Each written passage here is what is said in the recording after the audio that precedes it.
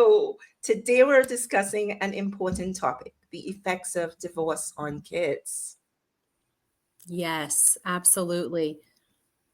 You know, it's a hard one because we don't want to see kids suffer. We don't want to see them internalizing adult issues and adult matters. I think a lot of times as adults, we try to shield our kids from things that are unpleasant.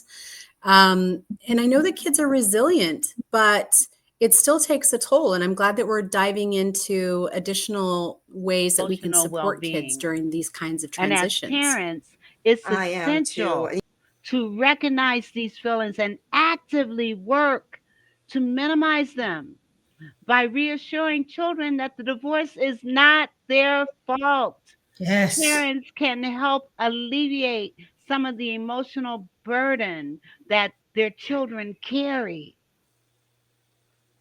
And Vera, a lot of parents, they don't get it. That's why whenever I come on this show, I always tell you, grab yourself a notebook, a piece of paper, pencil, pen. It doesn't matter because the information that we're going to share with you will help you. Because a lot of parents don't know where to get information from. So you as a parent, you have to keep telling your child that divorce is not because of them. Mom and dad didn't leave because the child was bad. You have to talk to them openly and let them understand that, this is how we're going to help them. We have to understand that grown up relationship can be hard sometimes, and not every relationship will work.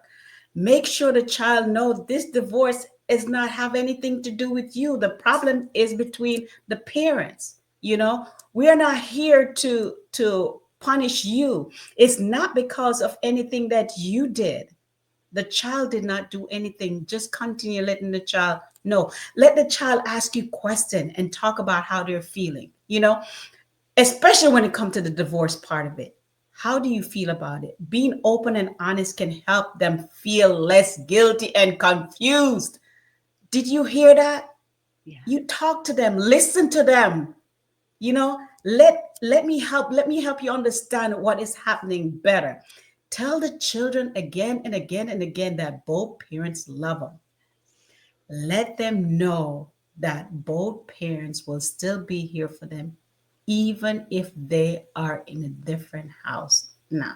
Yes, and encourage honest conversations Welcome back about to Children Life feelings and Matters. Today, concerns. we are One way to speaking help, about the effect divorce have on children and providing tips to parents how to minimize the emotional tolls on their children. Hi, Jessica. Hello, it's great to be on here with you, fabulous Camille. I love the last segment that you had and all of the tips that you shared. So, right now, we're going to move on, and we have the opportunity to interview Rosalind Sedacca on this topic. So, Rosalind is a renowned divorce and co parenting coach, as well as the founder of the Child Centered Divorce Network. With over a decade of experience, she's dedicated to helping parents navigate the complexities of divorce while prioritizing children's emotional well-being. Yes, having a personal experience that challenges the divorce, Rosalind offered individuals insight and practical strategies to minimize the negative impact on children. Through her coaching ebook and online resources, she empowers parents to make informed decisions that foster healthy family dynamic during the after separation. Rosalind is widely, when I said recognized, as the voice of child centered divorce, making her a trusted mentor of those seeking compassion, guidance, and Co-parenting coach. difficult Now, journey. we Let's want bring to just Rosalind. jump right in here and to hear from you. Go ahead and explain to us what child-centered divorce means and why is that crucial for parents going through separation? Thank you. It's great to be here with you. So when people divorce and they don't have children, regardless of what kind of craziness goes on between them, the divorce ends and their lives move on. But when you have children, the divorce is just a small piece of the puzzle because when the divorce ends, co-parenting goes on for the rest of your lives. And so your children are impacted before the divorce, during the divorce, and long, long after the divorce, well past adulthood. And we need to be mindful that our children are always innocent. And every step of the way, we are making decisions as role models. Parents are role models. The kids are learning from us at every age and every stage. And we have to make decisions to protect our children before, during, and after divorce, because they can't do it themselves. And it's our responsibility as parents. And that's why I founded the Child Centered Divorce Network.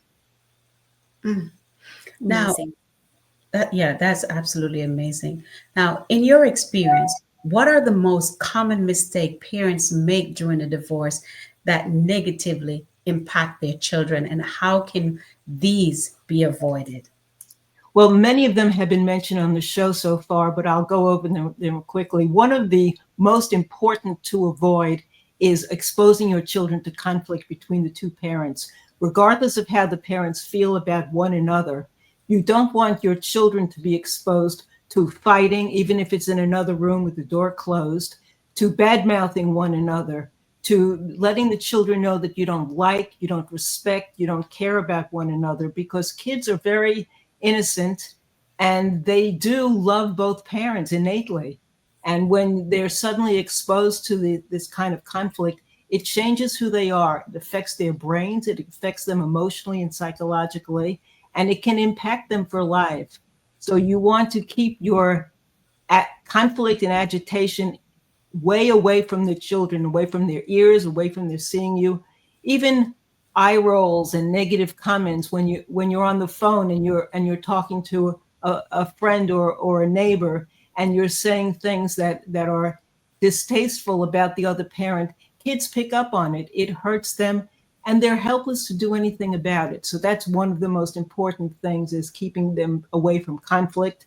Never bad mouthing and disrespecting your other parent to the children or around the children.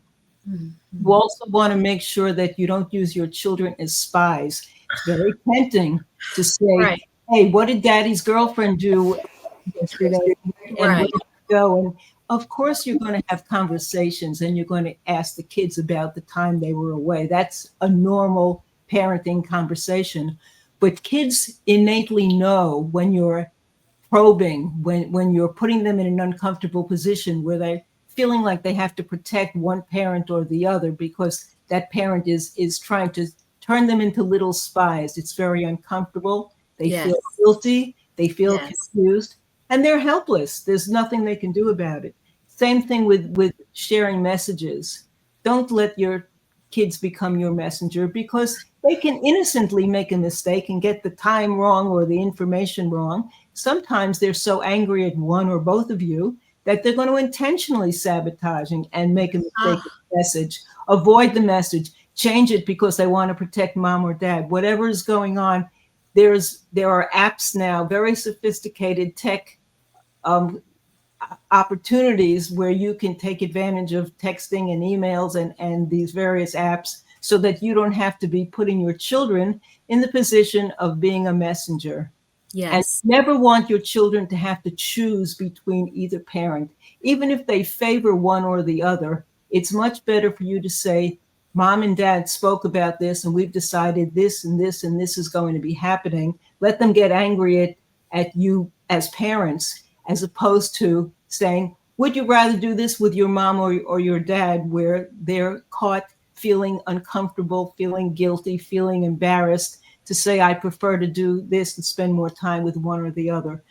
So the bottom line is, put your children in respect them enough to get into their shoes and let them understand and see the world through their perspective, is what I'm trying to say. Put yourself in your children's shoes, see the world from their perspective, and you'll make smarter, wiser, more accurate decisions every step of the way.